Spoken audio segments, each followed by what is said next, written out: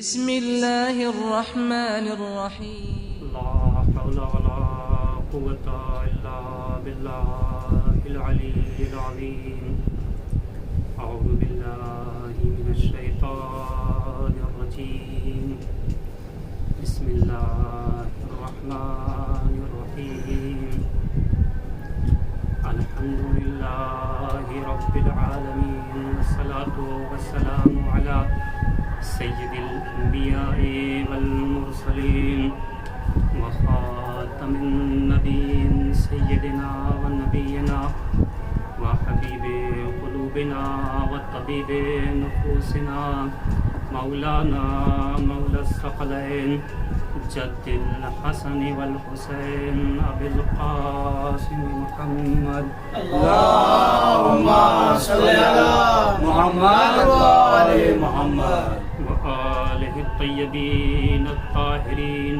ولعنۃ اللہ علی اعدائہم اجمعین اما بعد فقد قال اللہ تبارک وتعالی فی القرآن الکریم وهو أصدق الصادقين وقوله الحق بسم الله الرحمن الرحيم إنما يريد الله ليذهب عنكم الرجس أهل البيت ويطهركم تطهيرا اللهم صل على محمد وآل محمد عزیزان گرامی، برادران ایمانی و اسلامی، میں نے اس آیہ کریمہ کو عنوان سخن قرار دیا ہے۔ اس آیہ کریمہ میں خداوند عالم اہل بیت کی طہارت کا اعلان کر رہا ہے، اور عزیزو ارشاد ہو رہا ہے اس آیہ کریمہ میں کہ ہمارا ارادہ یہ ہے کہ ہم اہل بیت سے نجاستوں کو دور رکھیں اور انہیں ایسا پاک کریں کہ جیسا کہ پاک کرنے کا حق ہے۔ عزیزان گرامی، اس آیہ کریمہ میں خداوند عالم نے فرمایا کہ ہمارا ارادہ یہ ہے۔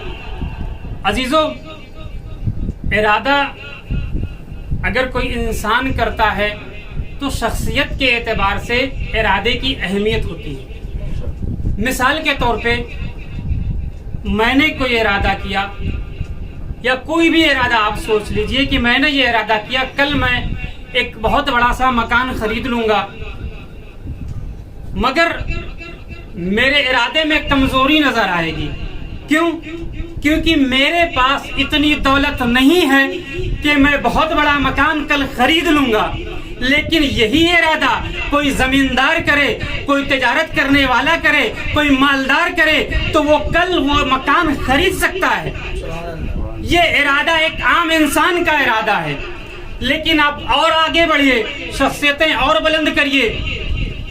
اگر کوئی حکومت کو یہ ارادہ کرے کوئی مکان بنانے کا تو چند مہینوں میں بہت سے بڑے مکان تیار کر سکتی ہے حکومت، لیکن اسی ارادے کو اگر معصومین تک پہنچایا جائے، مثال کے طور پہ آپ دیکھیے کہ جناب سلیمان نے ارادہ کیا کہ تخت بلقیس کو اپنے محل میں بلوایا جائے۔ چشم زدن میں جناب سلیمان نے تخت بلقیس کو اپنے محل میں بلوا لیا۔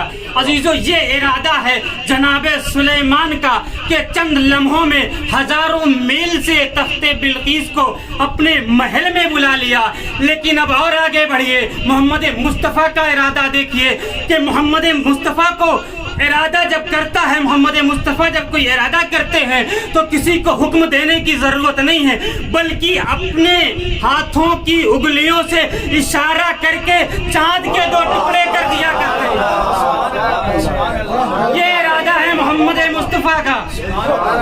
اور اب دیکھیے اور آگے بڑھیے، خداوند عالم کا ارادہ دیکھیے کہ خداوند عالم کا ارادہ خود خدا فرماتا ہے قرآن مجید میں، وَإِنَّمَا اذا اراد شيئا ان يقول له کن فیکون۔ خداوند عالم جب کسی شے کا ارادہ کرتا ہے تو اسے اپنی زبان سے جاری کرنے کی ضرورت نہیں ہے کہ تو یہ ہو جا، بلکہ وہ کن کہتا ہے تو وہ فوراً ہو جایا کرتی ہے۔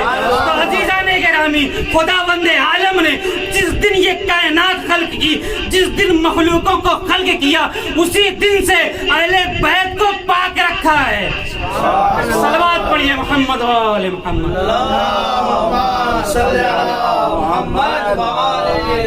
اب کوئی یہ نہ کہے کہ پروردگار عالم کا صرف ارادہ ہے اہل بیت سے نجاستوں کو دور رکھنے کا، نہیں بلکہ خدا کا ارادہ وہ ہے کہ اگر وہ کن کہتا ہے تو کوئی بھی چیز وہ جایا کرتی ہے۔ اب عزیزان گرامی، آیت کے ذیل میں گفتگو کرنا چاہ رہا ہوں۔ اب دیکھیں کہ خداوند عالم فرما رہا ہے کہ ہم اہل بیت سے نجاستوں کو دور رکھیں گے اور رجس کو دور رکھیں گے۔ عزیزان گرامی، نجاست دو طرح کی ہوتی ہے، ایک نجاست عارضی ہوتی ہے اور ایک نجاست حقیقی ہوتی ہے۔ اسی طریقے سے طہارت کی بھی دو قسمیں ہیں، طہارت حقیقی ہوتی ہے اور طہارت عارضی ہوتی ہے۔ مثال کے ذریعے میں واضح کر دوں، نجاست عارضی مثال کے طور پہ میرے کپڑے پہ نجاست لگ جائے تو یہ طہارت عارضی سے پاک ہوتی ہے، یعنی کہ میں اپنی نجاست کو پانی سے پاک کر لوں گا تو یہ پاک ہو جاتی ہے۔ اور میں اگر مثال کے طور پہ طہارت عارضی کیسے ہوتی ہے، مثال کے طور پہ میں بے وضو تھا، میں نے وضو کر لیا تو میں طاہر ہو گیا، میں نماز پڑھ سکتا ہوں۔ اور اسی طریقے سے نجاست حقیقی کیسے پاک ہوگی؟ نجاست حقیقی طہارت عارضی سے پاک نہیں ہو سکتی۔ مثال کے طور پہ ایک کافر ہے، ایک مشرک ہے، آپ اسے پانی سے نہلاتے رہیے، سمندروں میں غوطہ لگاتے رہیے، پوری دنیا کا مسلمان اس کافر کو غوطہ لگاتا رہے، صابن سے دھلتا رہے، وہ پاک نہیں ہو سکتا، بلکہ اس کی نجاست اور زیادہ بڑھتی چلی جائے گی۔ لیکن یہی کافر جہاں بیٹھا ہو وہیں بیٹھے بیٹھے اپنی زبان سے لا الہ الا اللہ محمد رسول اللہ جاری کر دے تو وہ جہاں بیٹھا ہو وہیں کا وہیں پاک ہو جائے گا۔ تو عزیزان محترم، آپ نے دیکھا نجاست حقیقی طہارت عارضی سے پاک نہیں ہوتی، بلکہ نجاست حقیقی طہارت عارضی سے پاک ہوتی ہے۔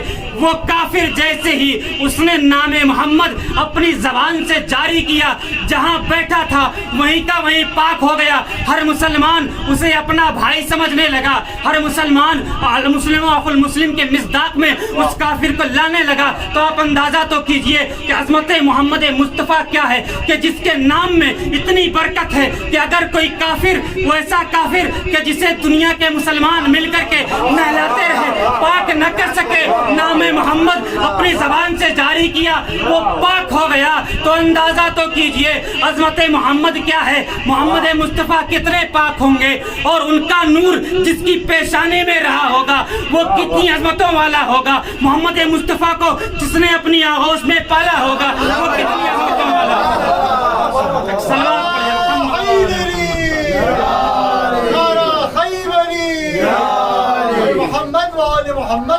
عزیزان گرامی، یہ ہے عظمت محمد مصطفیٰ۔ عزیزو، کوئی بھی مسلمان کسی بھی وقت نجس ہو جائے، کسی بھی وقت پاک ہو جائے تو سمجھ لینا یہ طہارت حقیقی کا مالک نہیں ہے۔ طہارت حقیقی کا مالک وہ ہوتا ہے کہ ادھر بچہ ماں کی آغوش میں آئے اور ماں سر کو سجدے میں رکھ کے اپنی طہارت حقیقی کا اعلان کر دے۔ صلوات پڑھیں محمد و آل محمد۔ عزیزان گرامی، یہ ہے اہل بیت اور یہ ہے ان کی طہارت۔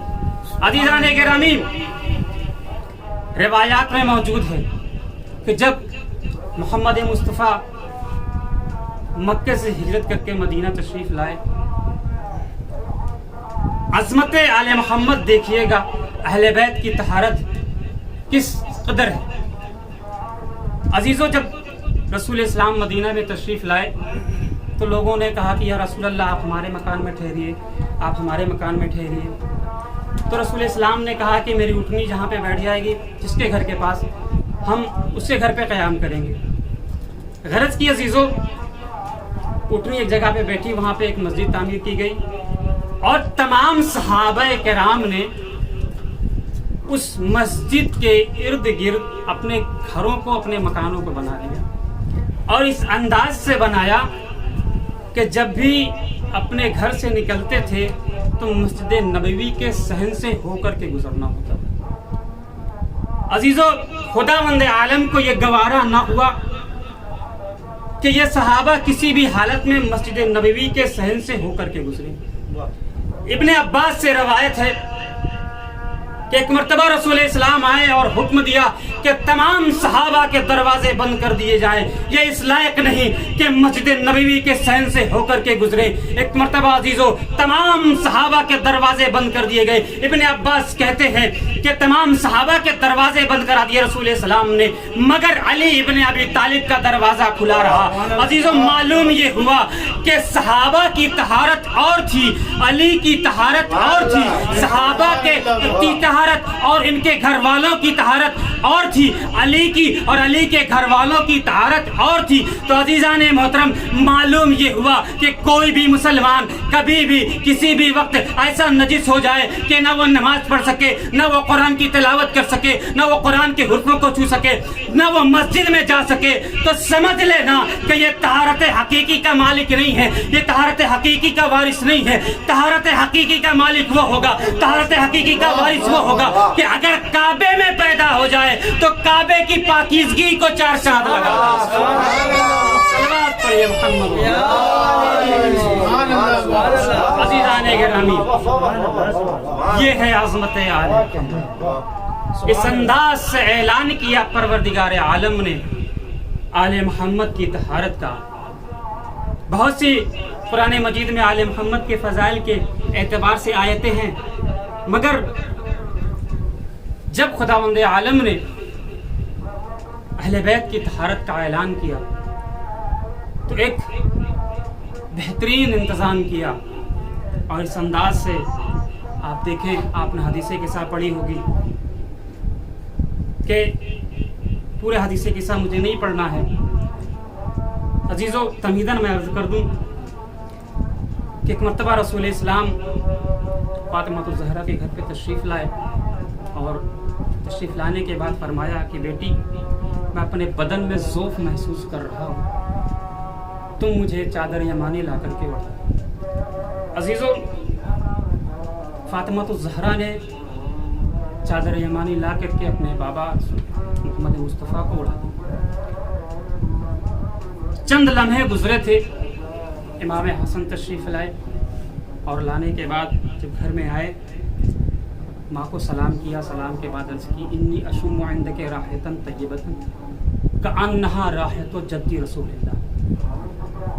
فرماتے ہیں اماں جان، میں اپنے گھر میں ایسی خوشبو محسوس کر رہا ہوں جیسی خوشبو میرے نانا رسول اللہ کی ہے۔ اس مرتبہ جناب فاطمہ الزہرا نے فرمایا کہ ہاں بیٹا حسن، تمہارے بابا اس چادر کے نیچے تشریف فرما ہے۔ امام حسن آگے بڑھے، سلام کیا رسول اسلام کو اور اجازت طلب کی کہ ان ادخل معک تحت ھذا الکساء، یا رسول اللہ، کیا میں آپ کے ساتھ اس چادر کے نیچے آ سکتا ہوں؟ رسول السلام نے سلام کا جواب دیا اور اجازت دی۔ امام حسن چادر کے نیچے آ گئے۔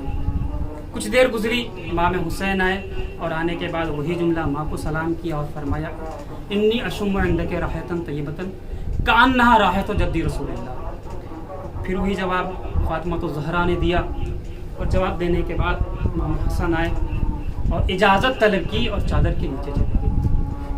مولا کائنات آئے، اجازت طلب کی اور چادر کے نیچے آ گئے۔ عزیزان گرامی، اس کے بعد فاطمہ الزہرا تشریف لائیں اور اجازت مانگی، اور پھر چادر کے نیچے تشریف لے گئے۔ عزیزو، جب یہ پنجتن چادر کے نیچے جمع ہو گئے تو ملائکہ حیرت زدہ ہو گئے، پروردگار سے کہا کہ یہ کیا ہے؟ پروردگار عالم نے ایک جملہ کہا عزیزو، کہا کہ یا ملائکتی و سکان السماوات و عزتی و جلالی انی ما خلقت السماء مبنیۃ ولا ارضا مدحیۃ ولا قمرا منیرا ولا شمسا مضیٰ ولا فلک یدور ولا بحر یجری الا فی محبت ہؤلاء خمسۃ الذین ہم تحت الکساء۔ پروردگار نے فرمایا اے ملائکہ، اے میرے آسمان میں رہنے والوں، تم سن لو، مجھے میری عزت اور میرے جلال کی قسم ہے کہ میں اس آسمان کو میں اس آسمان کا سامیانہ نہ لگاتا، میں زمین کا فرش نہ بچھاتا، میں دریاؤں کو نہ چلاتا، میں ان میں کشتیوں کو نہ چلاتا، میں اس چاند اور سورج کو روشنی نہ بخشتا، میں اس فلک کو جو ارد گرد چل رہا ہے میں اسے نہ بناتا، مگر یہ کہ جو اس چادر کے نیچے جمع ہے ان کی محبت میں۔ ایک مرتبہ جبرائیل نے کہا کہ پروردگار یہ کون لوگ ہیں؟ تو پروردگار نے کہا کہ ہم اہل بیت النبوہ و معدن الرسالہ، ہم فاطمہ و ابوہا و بالہا و بنوہا، یہ اہل بیت نبوت ہے اور رسالت کے معدن ہے، یہ اس میں فاطمہ ہے اور ان کے بابا ہیں، ان کے شوہر ہیں اور ان کے بچے ہیں۔ اب عزیزان گرامی توجہ دیجئے گا، میں جو عرض کرنا چاہ رہا ہوں، جس کے لیے میں نے حدیث قصہ کے اتنے موضوع پڑھے، عزیزو اس چادر کے نیچے جب امام حسن آئے اور آنے کے بعد رسول اسلام سے سلام کرنے کے بعد اجازت طلب کی کہ کیا میں آپ کے ساتھ چادر میں آ سکتا ہوں یا نہیں۔ امام حسین نے بھی اجازت طلب کی کہ کیا میں چادر کے نیچے آ سکتا ہوں یا نہیں۔ رسول اسلام نے اجازت دی، پھر امامین حسنین کریمین چادر میں داخل ہوئے۔ آخر وجہ کیا تھی کہ آج امامین حسنین کریمین چادر میں داخل ہونے کے لیے اجازت طلب کر رہے، جبکہ کبھی بھی رسول اسلام تشریف فرما ہو، امامین حسنین یا امام حسن ہو یا امام حسین ہو، بغیر اجازت کے رسول اسلام کی آغوش میں آ جایا کرتے تھے، یہاں تک کہ رسول اسلام سجدے میں ہوں پشت پہ امام حسین سوار ہو جائے، کوئی اجازت طلب نہیں کرتے تھے۔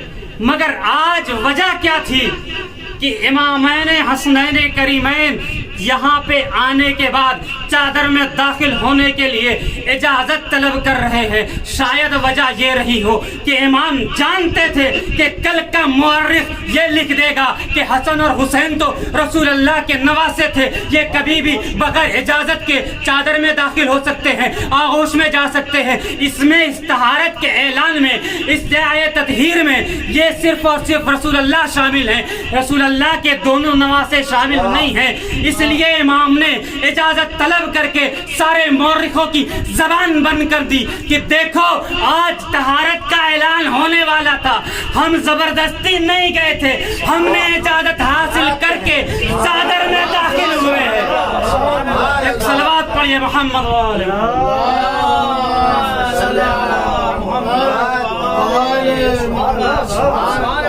تو اس عظمت میں، کیونکہ امام کو پتا تھا کہ آج منصب طہارت کا اعلان ہونے والا ہے، اس لیے اجازت لے کر کے چادر میں داخل ہوئے۔ اور عزیزو جب ملائکہ نے پوچھا کہ پروردگار اس چادر کے نیچے کون ہیں، ملائکہ سے خداوند عالم نے کہا کہ اس چادر کے نیچے فاطمہ ہیں اور ان کے بابا ہیں۔ عزیزو ایسا کیوں ہوا؟ خداوند عالم نے جب ملائکہ سے تعارف کرایا چادر کے نیچے افراد کا، تو کیوں پروردگار عالم نے فاطمہ الزہرا کے ذریعے سے تعارف کرایا؟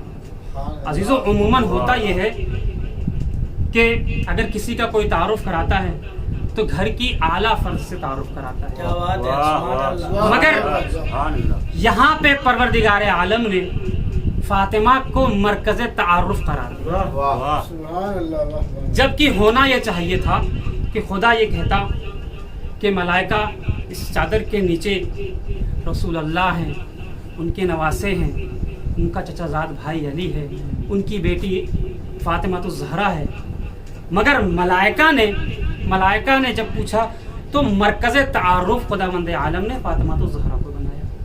آخر وجہ کیا تھی عزیزو؟ اس کی اصل وجہ کیا تھی وہ تو خداوند عالم ہی جانتا ہے. مگر عزیزو کیونکہ خداوند عالم حکیم ہے، وہ جانتا تھا کہ اگر میں رسول اسلام کو مرکز تعارف قرار دوں تو اس واقعے کو مسلمان داغدار کر دے گا، اس واقعے میں جوڑ لگا دے گا. مثال کے طور پہ رسول اسلام نے فرمایا انا مدینۃ العلم وعلی انا مدینۃ العلم وعلی بابها، میں شہر علم ہوں اور علی اس کے دروازہ ہے.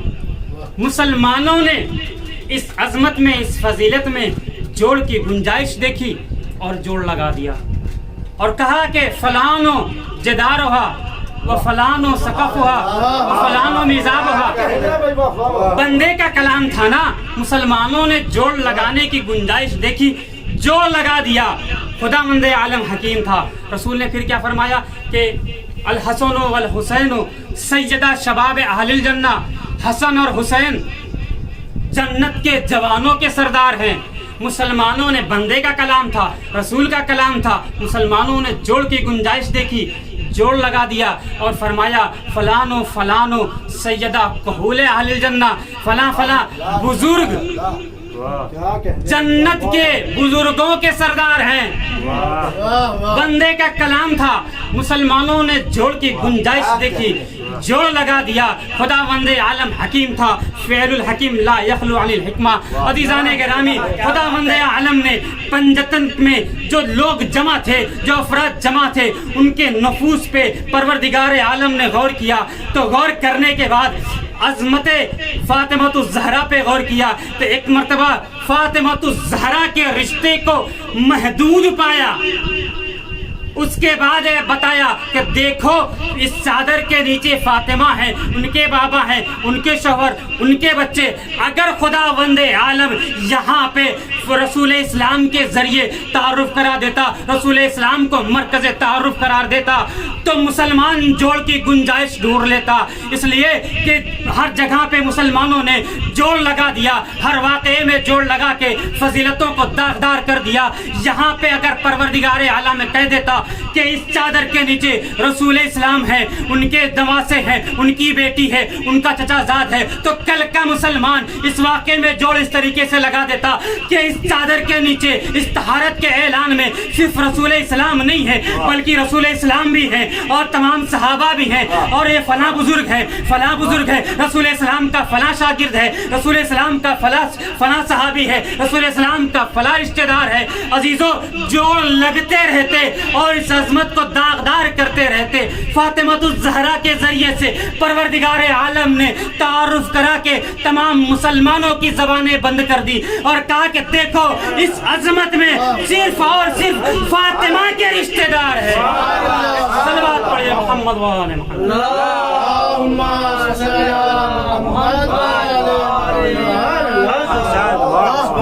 عزیزان گرامی،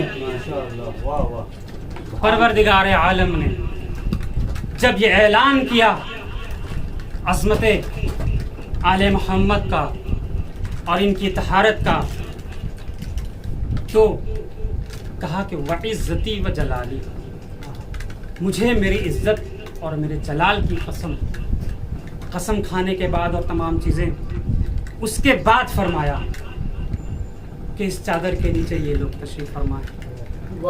عزیزو وجہ کیا تھی کہ پروردگار عالم نے قسم کھائی. کیا پروردگار اگر ملائکہ سے بغیر قسم کھائے یہ کہہ دیتا کہ اس چادر کے نیچے فاطمہ ہیں اور ان کے بابا ہیں اور ان کے شوہر اور ان کے بچے، تو کیا ملائکہ نہیں مانتے؟ قسم کھانے کی وجہ کیا؟ عزیزو جب انسان کوئی بڑی بات کرنا چاہتا ہے تو سوچتا یہ ہے کہ اپنے کلام میں وزن پیدا کرے. پروردگار عالم نے آل محمد کو ان کی بزرگی کو بیان کرنے کے لیے قسم کھائی اور اس قدر قسم کھائی کہ آپ دیکھیں جب انسان اپنے کلام کو اپنے کلام میں وزن پیدا کرنا چاہتا ہے تو اس میں کچھ طریقے ہوتے ہیں کلام کو میں وزن پیدا کرنے کے. مثال کے طور پہ اگر بات کو عام لوگوں کے درمیان کہی جائے تو بات کا وزن کچھ اور ہوگا، لیکن وہی بات علماء کے درمیان کہی جائے تو بات کا وزن کچھ اور ہوتا ہے. اور وہی بات اگر آپ خانہ کعبہ کے پردے کو پکڑ کر کہیں تو بات کا وزن کچھ اور.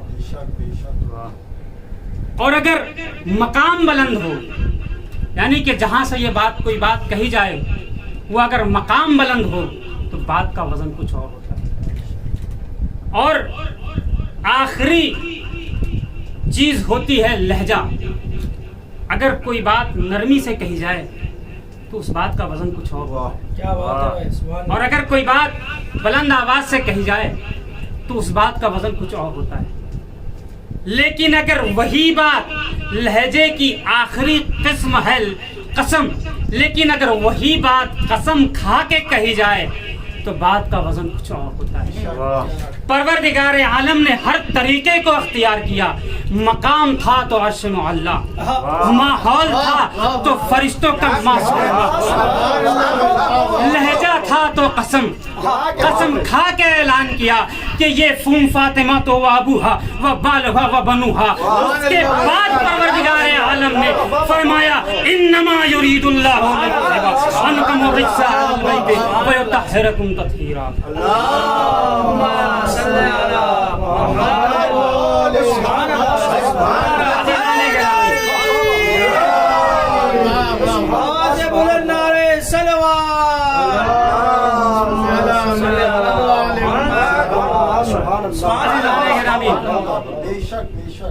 آل محمد کی فضیلت قرآن مجید نے پڑھی اور ہر طریقے سے پڑھی. یہ عمل کرتے گئے، قرآن مجید ان کے قصیدے پڑھتا گیا. سبحان اللہ سبحان اللہ. عزیزو، چند جملے فضائل کے میں اور عرض کر دوں آپ کی خدمت. بسم اللہ کہ آل محمد کی عظمت کیا ہے. دنیا کہتی ہے کہ اہل تشیع صرف اور صرف اہل بیت کے فضائل پڑھتے ہیں، علی کے فضائل پڑھتے ہیں، رسول اسلام کے فضائل نہیں پڑھتے. عزیزو، ہم کیا کریں؟ ہم اہل بیت کے فضائل اس لیے پڑھتے ہیں کہ اہل بیت کے فضائل صرف انسانوں نے نہیں پڑھے بلکہ خداوند عالم نے بھی پڑھے. آپ دیکھیں کہ مولائے کائنات نے اپنی اگر آنکھیں بند کی ہیں، بستر رسول پہ سوئے ہیں، تو پروردگار عالم نے آیت نازل کی. اگر علی میدان میں لڑے ہیں تو پروردگار عالم نے آیت نازل کی. اگر علی نے حالت رکوع میں زکوٰۃ ادا کی ہے تو پروردگار عالم نے آیت نازل کی.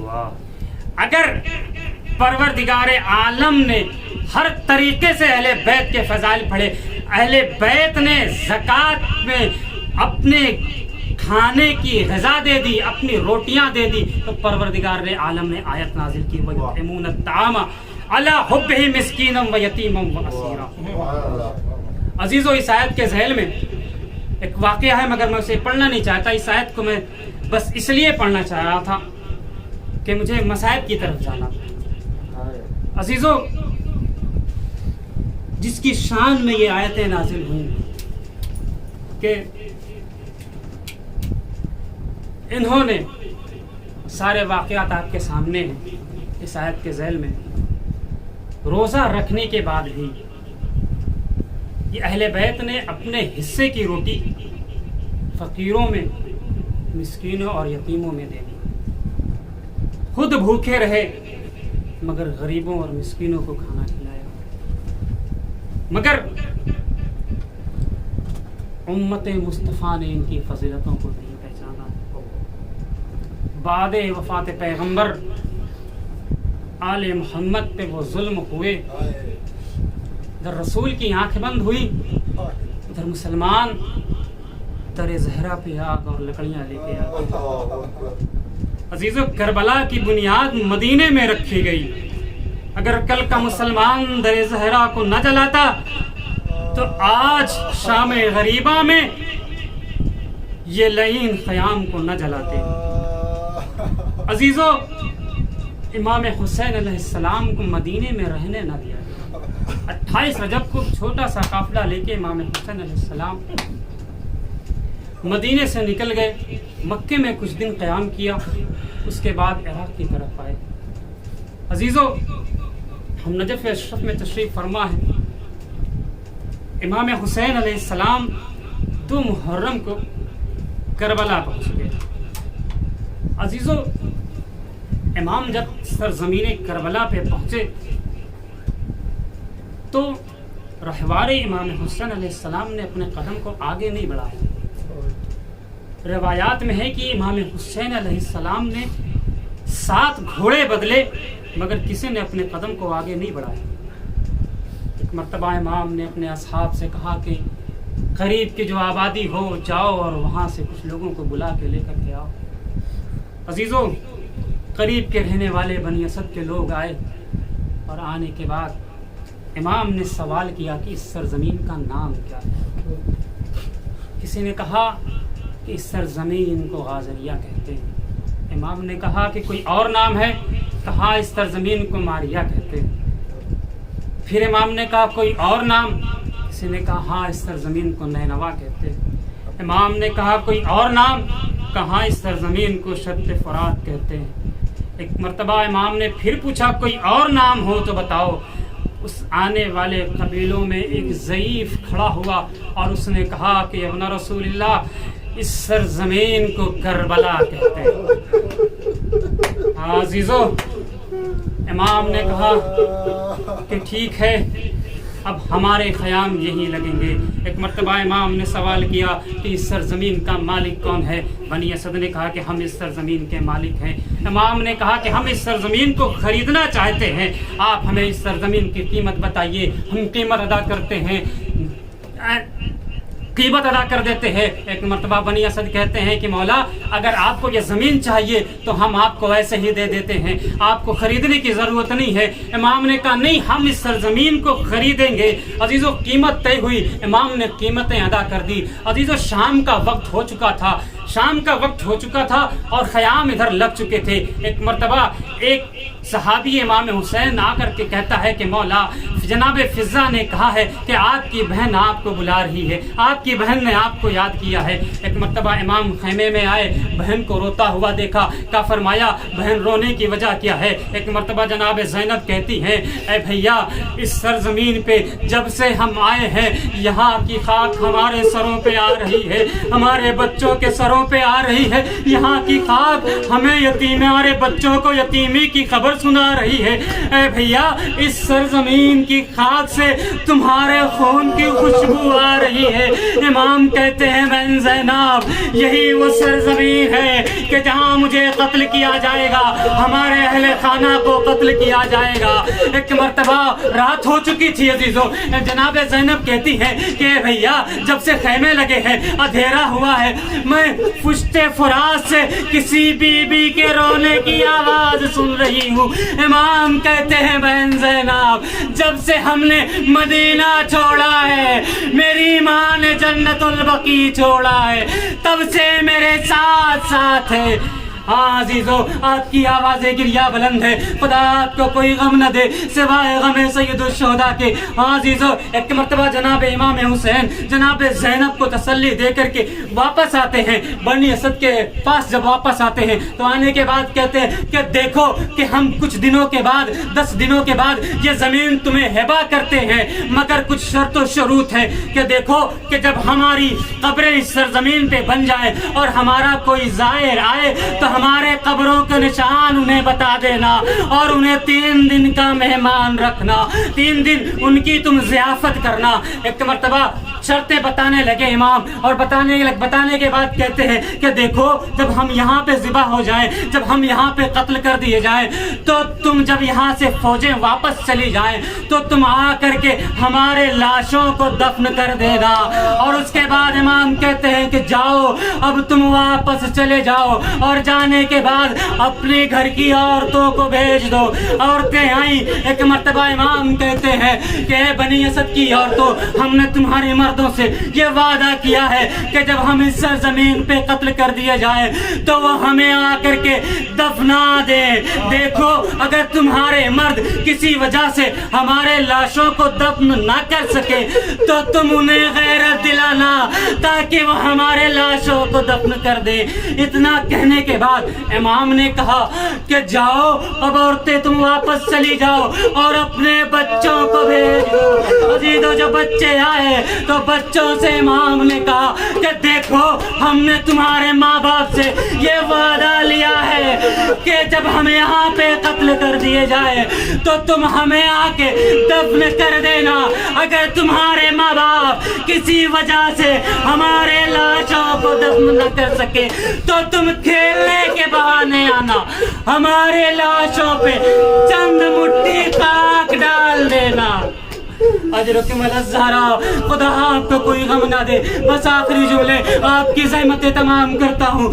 عزیزو 3 محرم گزر گئی, 4 محرم گزر گئی, 10 محرم کو تمام اصحاب و انصار امام شہید کر دیے گئے. 11 محرم کو جب کربلا خالی ہو گئی, فوجیں واپس چلی گئی, تو کچھ دنوں کے بعد جب بنی اسد کی عورتیں فرات کی طرف پانی بھرنے کے لیے آئیں تو کیا دیکھا کہ اہل بیت رسول کے جنازے بے گور و کفن پڑے ہیں. ارے گھر میں واپس آئی اور اپنے مردوں سے کہا کہ آج کے بعد ہمارے گھروں میں کھانا نہیں بنے گا, اہل بیت کے جنازے بے گور و کفن پڑے ہو اور ہمارے گھروں میں کھانا بنے. ارے تم جاؤ اور ان کے جنازوں کو دفن کر دو. عزیزو بنی اسد کے لوگ آئے اور آنے کے بعد اب ان کی سمجھ میں نہیں آتا کہ جنازہ کیسے دفن کرے.